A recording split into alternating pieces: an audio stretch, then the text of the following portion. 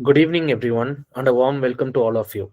On behalf of Water Forum Mysuru, Mysore School of Architecture, and Aranya Outreach Trust, it's my pleasure to welcome you to the orientation and introductory session of Resource Rethinking Urban Water Future, a collaborative design challenge. We are truly encouraged to see participants joining us from diverse disciplines, reflecting the interdisciplinary spirit of initiative.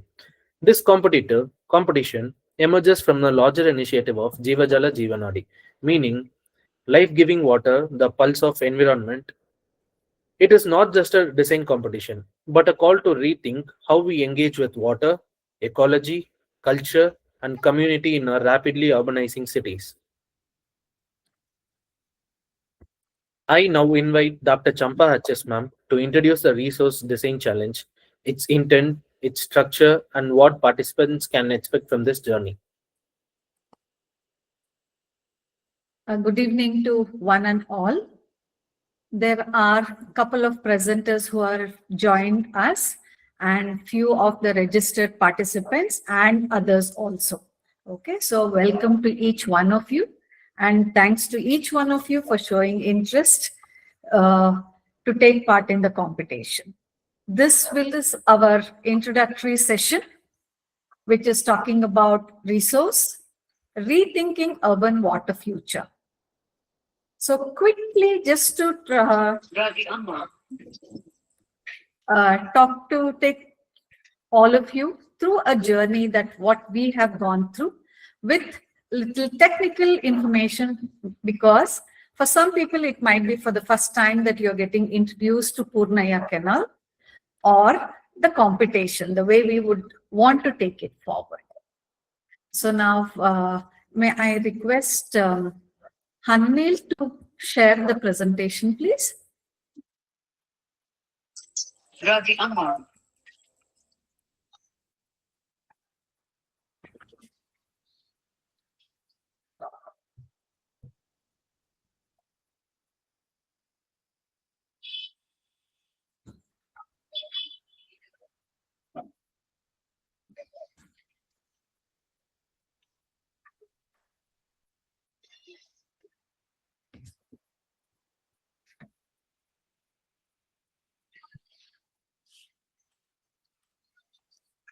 Okay, is it visible, everyone? Yes. Yes, it is visible. Yeah.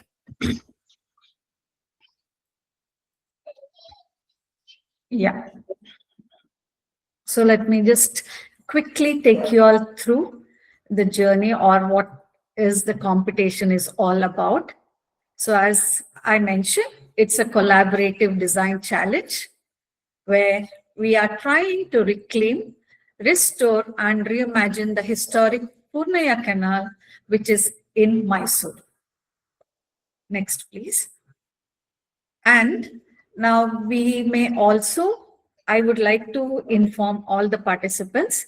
Now the Kukkarahalli Lake, which is in the heart of city of Mysuru, or rather we can call it as, it's an emotion to the Mysoreans. But it's just that many people are not aware where the water used to come from. So this is where the story of Purnaiah Canal comes into the picture, which Ravi sir later will be talking about. Next. So this is an Jeevajala Jeevanaadi. It is being conceived as a community-driven movement, as I mentioned, to reclaim, restore, and reimagine the historic Purnaiah Canal. And here, the three organizations, namely Water Forum Mysuru, Mysore School of Architecture, and Aranya Outreach. So the three organizations have come together, and for the last 3 years, we have been working on this particular movement. And this was also supported by Bengaluru Sustainability Forum with their funding as well as with all the other technical support. And mainly to coming to the objective of it. Next, please.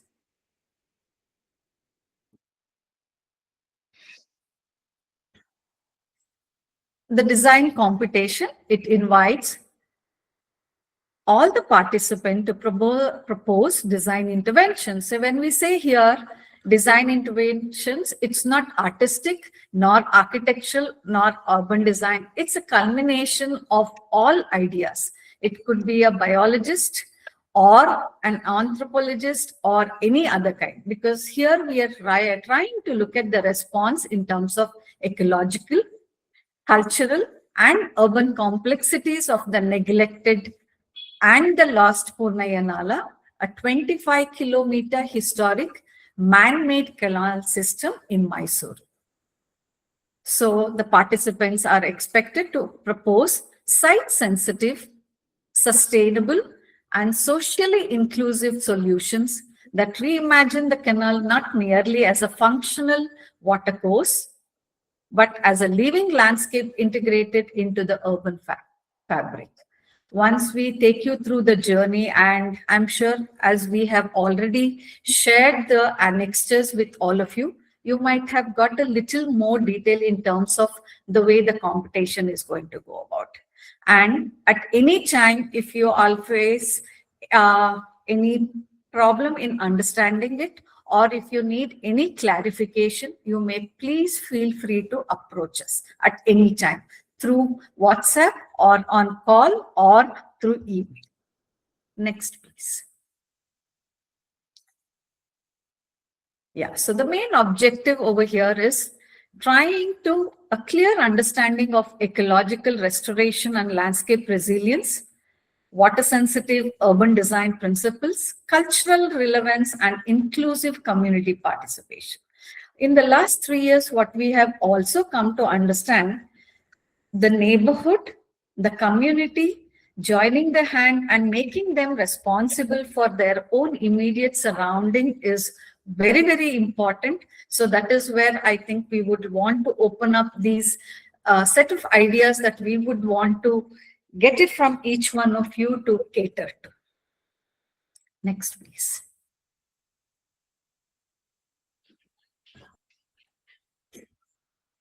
Yeah, this particular slide, as I mentioned, I will be talking about it after Ravi sir's presentation so that you all know what we are exactly talking about. Okay, next, please. So now over here, all of you might have gone through all these particular points. So it's a resilient green-blue corridor integrating ecology, culture, and community. So it may vary in scale and typology, but in the broader focus area, these are the set of ideas that what we are looking at, or you may consider, but it is definitely not limited. Maybe each team might come up with something which we have not listed out over here also. It's just to give a start point or give an idea, you could say it. Restore riparian health and native biodiversity, enable flood control and groundwater recharge through nature-based systems, enhance microclimate and climate resilience, promote recreation, ecotourism, and community engagement, embed local culture, art, and heritage in design expression, create inclusive public space and community infrastructure supporting everyday use. So these are just to name few. Next, please. Yeah, I think this is where I will be continuing after Ravi sir's presentation. So Hemant, please invite Ravi sir for the presentation. Yeah. Thank you, Champa ma'am, for setting the context so clearly. So it's now my privilege to introduce Engineer Ravi Kumar sir, who will take us through the historical, ecological, and cultural foundations of Purnaiah Naala. Ravi sir has been deeply engaged with issues of urban water systems, heritage landscapes, and ecological thinking, and brings a grounded long-term perspective to understanding water as both infrastructure and living heritage. His insights will help us situate the Purnaiah Naala not as a lost canal, but as an ecological spine that once shaped the city of Mysore and holds immense potential for its future. I now invite Engineer Ravi Kumar sir to take the initiative session forward. Thank you, Hemant. Yes.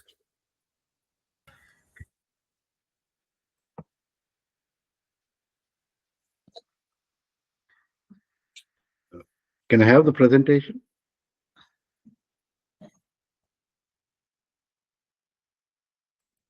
Yeah.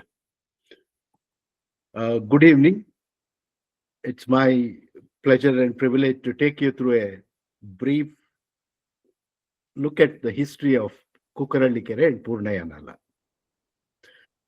Kukaralli Lake is an iconic lake of Mysore, nestled in the heart of Mysore, which is very much a part of the cultural history of Mysore. How it came to be, because today we take all this for granted, how it came to be is a very interesting story. Today, let's look at the history of this. Going back in time, in 1799, the Third Battle of Mysore took place where Tipu Sultan was defeated and killed.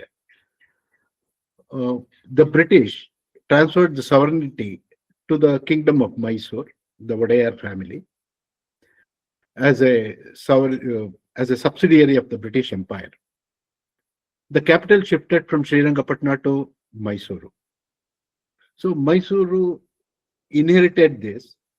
Along with it, the then Diwan of Tipu Sultan, who was a very veteran administrator, he became the Diwan of Mysuru kingdom also. So Diwan Purnaiah, the past 30 years, there was a lot of warfares going on and agriculture is neglected. Purnaiah knew that the growth of Mysore is possible only with better agricultural facility. And particularly if the city at Mysore had to grow, so water was a critical element. So his thrust was to develop water resource for Mysuru. And we are talking about a time before electrification. Gravity flow of water was what was mm, keeping the life and agriculture alive. So it was lakes, canals, and the dug wells. These were the backbones of our living plus the agriculture. So he started investigating. There are several attempts made, and young Krishnaraja Wadayar III, he was the king then. A 5-year-old child was made the king, but he grew to be a king who was also concerned, who shared the concern of Purnaiah, exploring possibility of getting water to Mysore. Next, please. Next slide.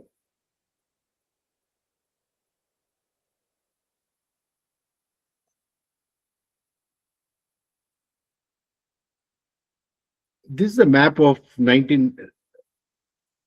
Please go back. Back, please. Another step. Okay. You see the map of Mysuru in 1843. So this gives you an idea of what Mysore was like. You see a fortified small encampment where the palace plus all the noblemen resided, surrounded by few habitations, some in the western side and some in the north, and very little on the southern side. These were nurtured by 3 lakes who had their origin from the Chamundi Hill watershed. The Chamundi Hill is a hill located to the south of Mysore, spreading about 1,600 acres of wooded land. The water acting as a catchment, the water from there were impounded in 3 lakes, which used to provide water to Mysore. But this wasn't enough for the development of Mysore. So Diwan Purnaiah devised a canal system attempting to get water from Kaveri, which was located about 16 kilometers to the north. But the elevations wouldn't allow that. So the canal stayed in the north, collecting rainwater from the north. By the time it reached the city, it was pretty deep. So this used to get some amount of water to the Mysore, but it didn't help in expansion. It was just replenishing water in the existing lakes. At a later date, this was covered up, and today the important road stands on that. Sayaji Rao Road, it's called. It's located right on this canal. But the quest for water didn't stop. It continued. New avenues were found. Next, please. Next slide. Yeah. A later map of 1897 shows the presence of a lake to your left. That is the Kukaralli Lake. So how this came to be is the story of today's talk. You can see this lake and its inlet coming from the left-hand side, which was a canal, which is the Purnaiah canal, getting water into the lake. And you see the overflow arrangement, which is to drain to the south, irrigating the land to the south of Mysore. Next, please. Next slide. Yeah, thank you. So this is an aerial view of Lake of Mysuru. To the right, you see the embankment. This is a huge lake of about 105 hectares. 59 hectares of water spread area and about 45 hectares of foreshore area. At that time, when this was made, the much of the land around it were very dry land. See, basically, Mysore is on the border of a semi-arid region. It used to be a grassland and a scrubland, depending on rainwater completely. So this lake, sufficiently large, one wonders where does the water come from? This lake became possible because of the Purnaiah Naala. The actual catchment was very meager, which wasn't sufficient. Next, please.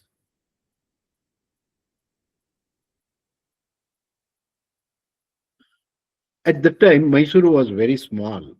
It grew into a city of about 95 square kilometers. And today you see, by 2005, it encompassed an area of about 125 square kilometers.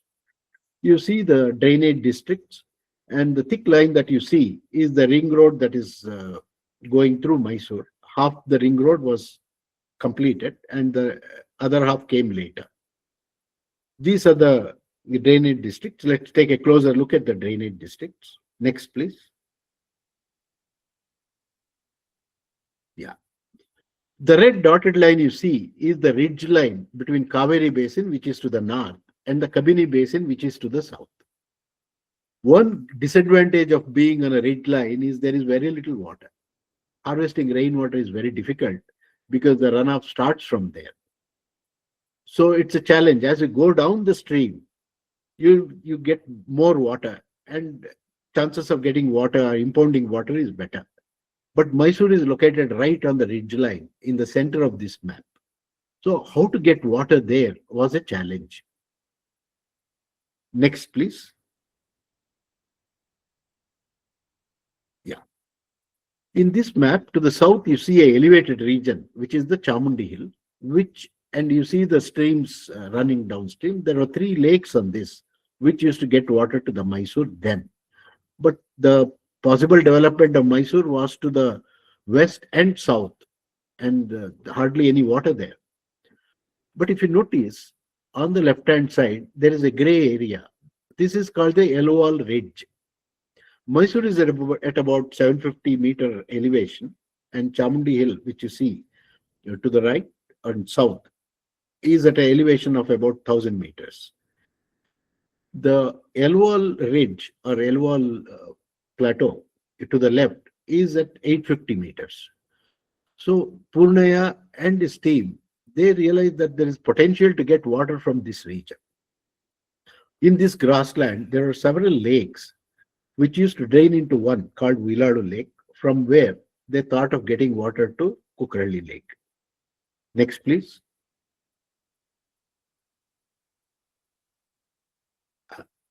So this is the canal. On the leftmost side, where the canal starts, you see it is called Uiladu Lake. Water from 5 lakes came to this.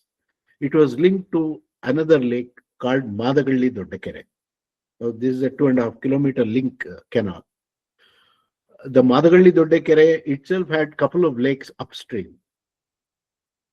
The water in the northeast monsoon, the excess water was diverted through the canal to the Kukaralli Lake, which is on the rightmost side. You see the sinusoidal nature of this lake going meandering like a snake along the ridge, very carefully surveyed and dug. This is all completely manual because we are at a time pre-electrification and motorization, done completely manually. The surplus water from this catchment used to come to Kukaralli Lake. Next, please. Next slide.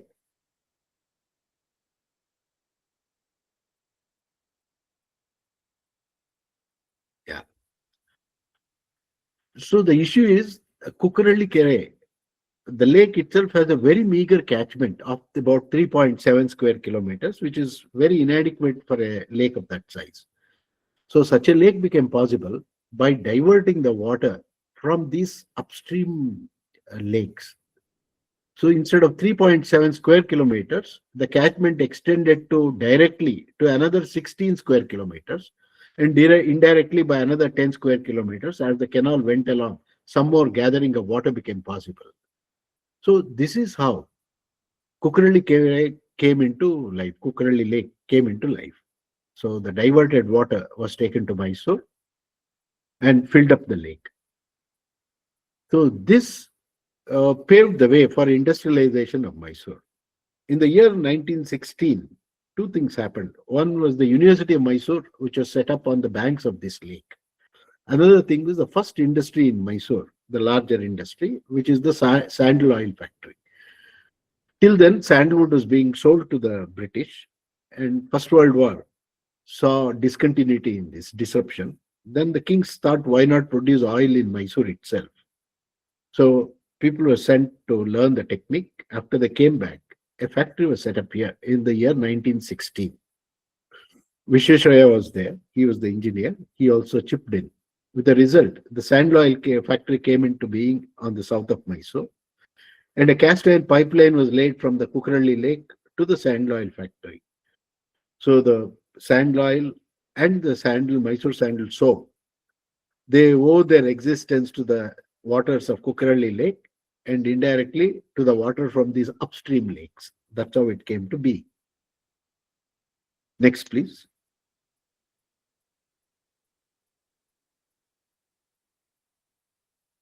Yeah. Normally, any lake you see, it has several features: the proper inlet and an outlet so that excess water can flow out. The bund which you see on the right hand side, there are no outlets provided except for withdrawing water for the industry downstream. So the outflow was very cleverly devised. In the foreground to the right, you see a line coming and entering the Kukaralli Lake. This is the Purnaiah Naala, which is joining the lake. So since this was the main source of water, if the lake filled up, there is a diversion provided just before the lake to the right hand side. So here you will see it just parallel to the bund. So excess water was diverted out through a vents provided under the road. Yes, the arrow is showing little to the right, little to the right. So water would be diverted downstream, and this is the mother valley that is flowing down. It was diverted to that. So that way, safe discharge was assured from the lake without jeopardizing its integrity. But what has happened over the years is, due to urbanization, a lot of changes took place. First thing that happened is electrification in the beginning of last century. Once electrification happened, which was provided for the Kolar Goldfield gold factory, but increased availability of power. Power was supplied to the city. And one of the first things that happened is pumping water, drinking water from the river Kaveri to the city of Mysore. By the middle of last century, this electrification was very effective and water was being pumped to the city of Mysore. Once this happened, people forget the source of water, particularly the lakes which used to feed the city were forgotten. So this is how the fortune of this lake started changing. In about beginning of 1990s, there was major disruption by way of development of layouts by the Mysore Urban Development Authority. One of the layouts was built right on the canal itself. For the first time, earth moving machinery were used. So large scale leveling happened right on the canal, which went unnoticed. So the freshwater inlet to Mysore Kukralli Lake had stopped by then. And 80s and 90s had seen urbanization of the catchment itself. So because of the urbanization, the runoff increased. And also a lot of sewage started flowing into the lake. So the loss of Purnaiah Naala wasn't immediately evident. But the water quality had started changing very drastically. Eutrophication was setting in, rampant growth of weeds, dying alga giving rise to stench, dying of fish. These had become common features, and there was a hue and cry about conserving this lake. In about 2000, finally, with the Asian Development Bank support, many infrastructural development took place in Mysore, particularly regarding the lakes. One was laying of trunk sewer to divert the sewage water out of the Kukralli system and taking it downstream to a sewage treatment plant. Fencing of the entire lake premises, creation of walking path, uh, then a park for public, children's park, facilities like toilets were built. Till then, there is no physical protection to the lake. It was open to grazing, to access to people. The moment the fencing was done, protection was complete, more or less complete.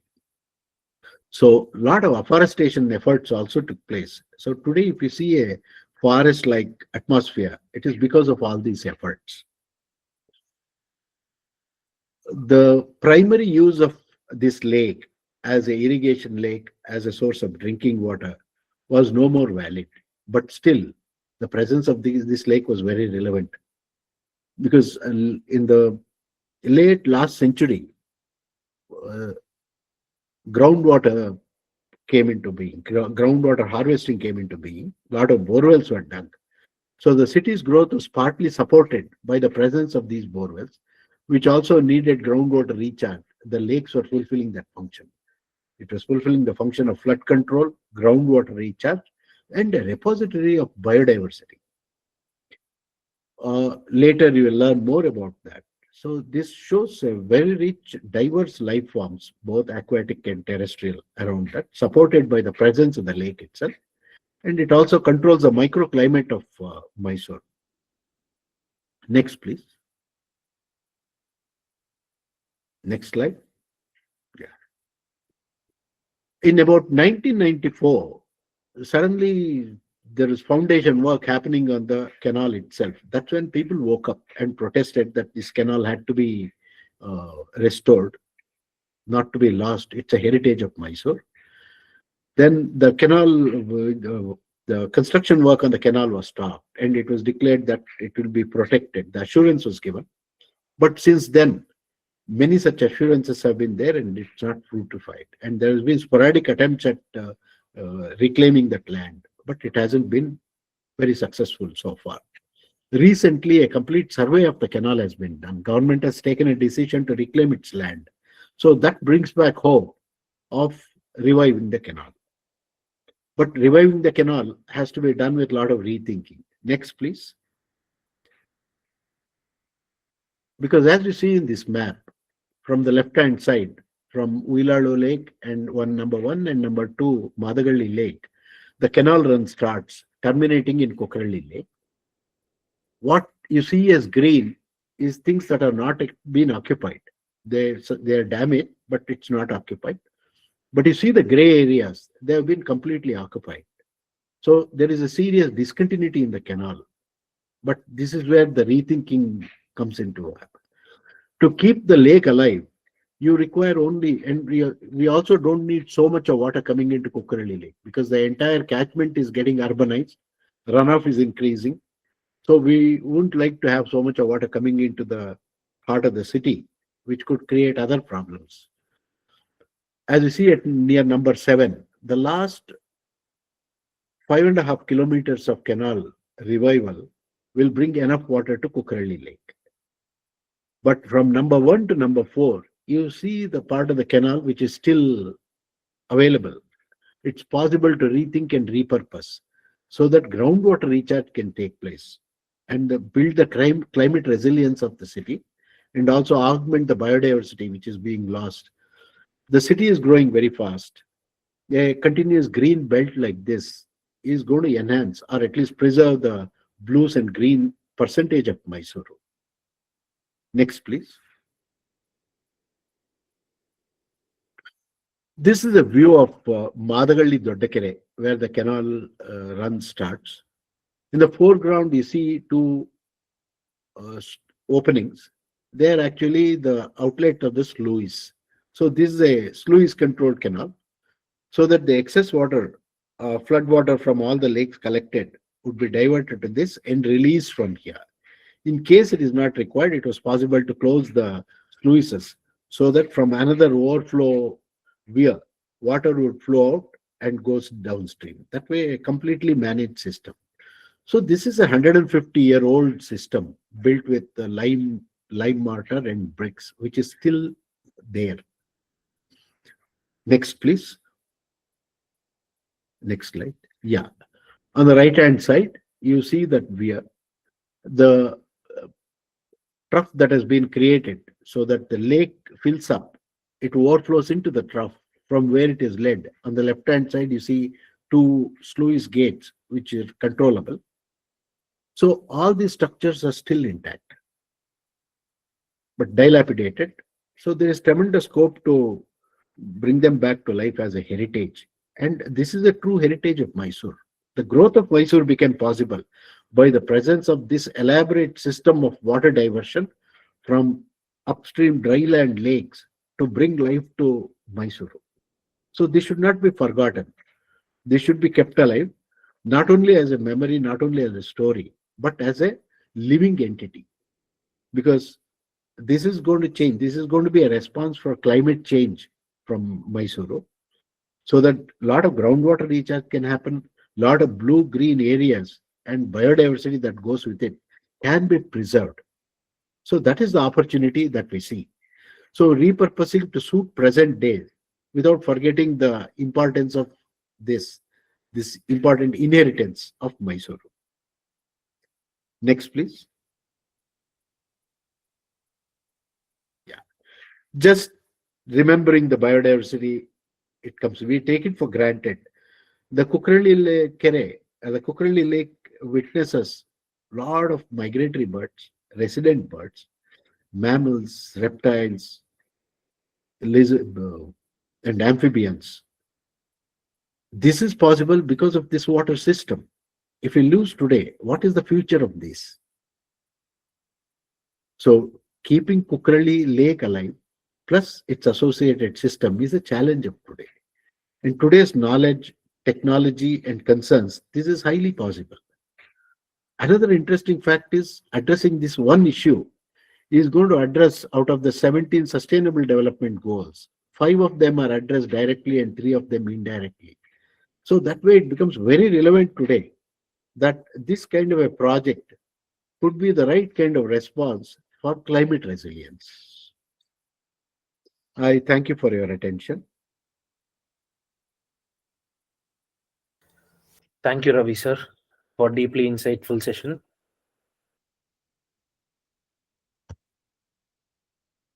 Next, please.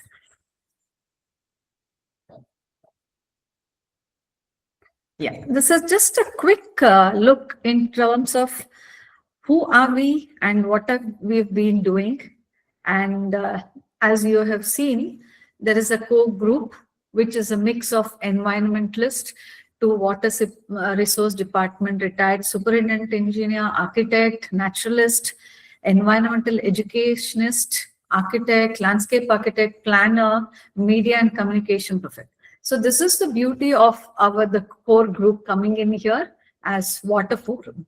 Okay, so this is where the interested and informed, common goal oriented people have come together, and this is where the initiation started. And along with that, as part of this initiative, the partners, Mysore School of Architecture as an academic support, and Aranya Outreach, another NGO which has come together in terms of taking this forward as a climate resilient movement. Next, please. Yeah, this is just to Hananil, you could just quickly, just run through. We don't have to pause through it. So these are a couple of activities we have been doing. So now, Water Forum we rather officiated in 2021, you could say it. And Aranya Outreach has been in the forefront in nature education across India. And this is where they are holding a hand in terms of taking the water ecosystem, natural heritage forward. And Mysore School, and these are the couple of activities which they have been doing in terms of educating the citizens. And Mysore School of Architecture, so as part of an academic support, so we have been doing a lot of studio activities and initiative in terms of the Mysore Water Network. Just to take you through, yeah, these are the couple of activities that we've done. We've done an extensive study on urban blues and greens of Mysore, and similarly, so many other initiatives which we have done it. So this is what I was just mentioning. So this is where many experts, including the members, co-members of Water Forum and other people came in to give the inputs in terms of when we were doing the natural drainage district of Mysore. That was the number of students who did it. And we, as part of that, a stakeholders meet was conducted. So this is where all the knowledge, even for this particular competition, because Water Forum was part and parcel of this particular activity. Yeah, next, please. Yeah, so this is where we come in, Jeevajala, Jeevanaadi. Yeah, so we hope that we have many more hands or minds joining in. And through this is where we are trying to look at where information to knowledge, engaging through conversation and advocacy to action. So this is what we are trying to aim, leading to behavior change and positive citizen action. Next, please. Yeah, we've done series of activities. Yeah, this is just for you all to get an idea in terms of what all activities we have been doing as part of this initiative. Yeah, please, next, please.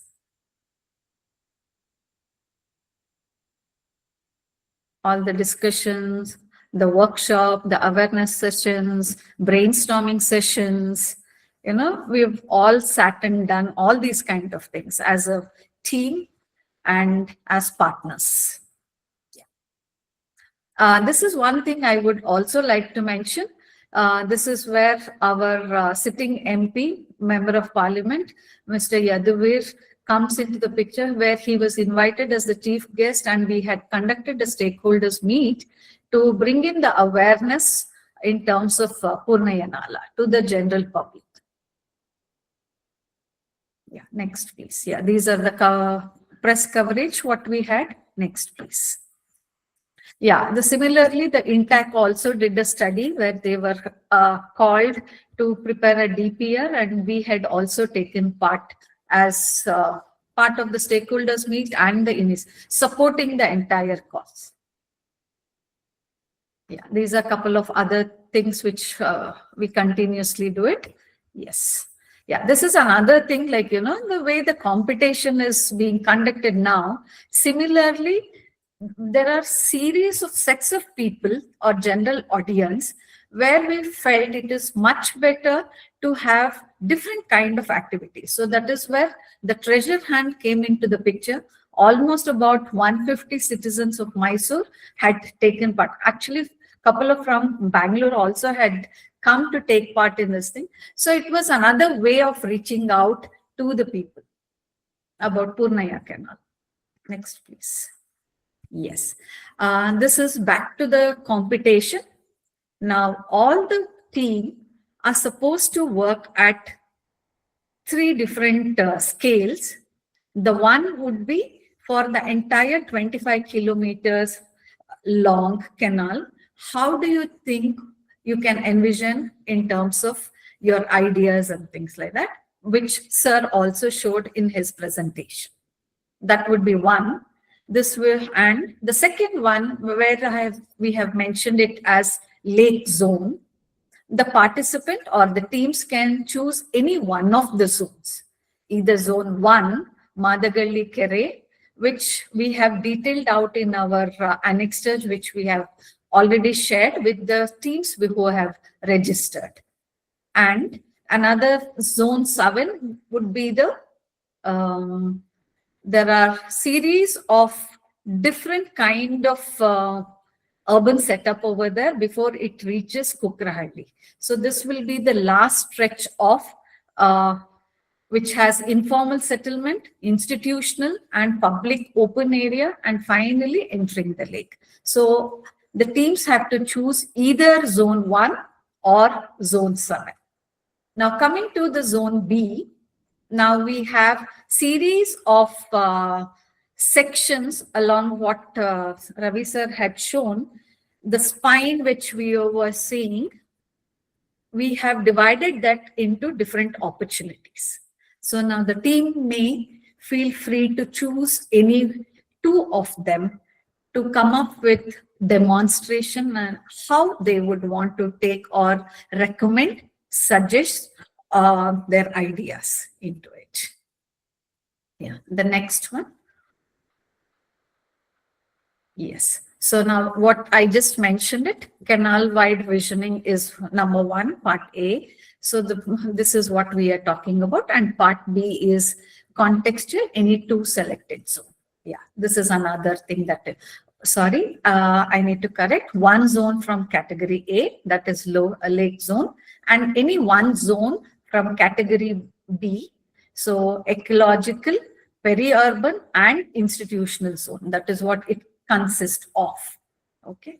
And as we mentioned, each zone level proposal must include context mapping and zone reading, design, program and concept, spatial plan and detailing, but definitely not limited to any such thing, because we are looking at this particular competition as interdisciplinary. So people from different professional background can come together to work on the project. Next, please. Yeah, so this is what we are really looking at. Can a Rajakaluwe promote climate resilience for a city? So the way forward is in each one of your ideas, which will be received by us in terms of competition. Next, please. Yeah, next. And if you have any kind of doubts or anything like that, we do also hope that you have seen our introductory video, which sorts of takes you through all these locations that we have tried to explain. But still, if you're confused, one proposal, we do have it. You may get in touch with us, as I mentioned earlier, through email, through call, or through WhatsApp messages. Okay, another thing that I would also like to inform, that this particular competition will be done in 2 categories, one for the students and another for the professionals. And when we say students, so a team of 5 members is what is allowed. But if they need a mentor who could be a faculty or any professional or a community leader, we could say it, a steward or something like that, so also could become part of it as a mentor. And we have kept our entry fees very nominal. This is more to feel responsible for registering. So for the students category, it is ₹1,000 only, and for professional, it is ₹2,000.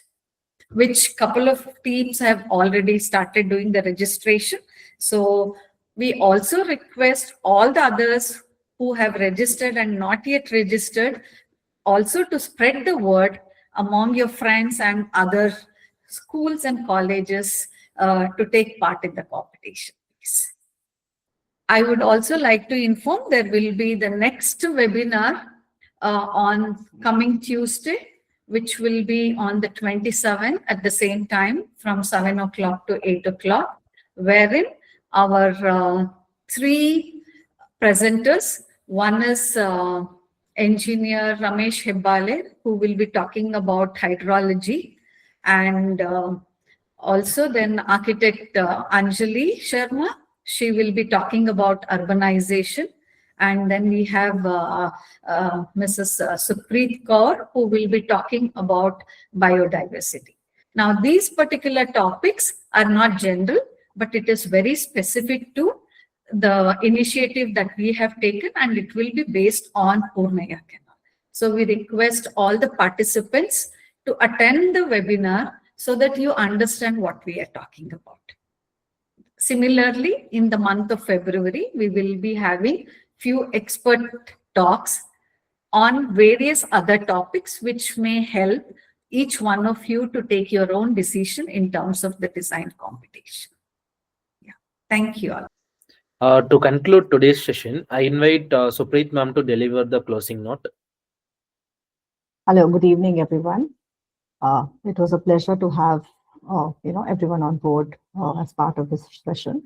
And so before we actually conclude this introductory session, I would just put it across as a reminder that the we are open to registrations for the competition, and details about all upcoming orientation sessions and expert talks will be shared soon, and these will be shared through various channels that we have opened up for the competition. We hope this competition encourages you all to explore and question and rethink the future of the urban water system. We just realized how important it is as a heritage, but how important it also is in the present urban context is what we would like you to explore and rethink and reimagine. So thank you all for joining us this evening. Wishing you all a very good night and looking forward to joining you on this great journey that we have initiated on the Purnaiah Naale and the its entire repurposing and rethinking process. Thank you again. Yeah, thank you, Supreet ma'am. Yeah, I think we will end the session here. Good evening to each one of you, and hope that there will be more registration. And many of you have already registered, but the others, please spread the word so that, in building a climate resilient city, each one of us are responsible towards it. And we are also proud to say that Namma Mysuru is Namma Hemme.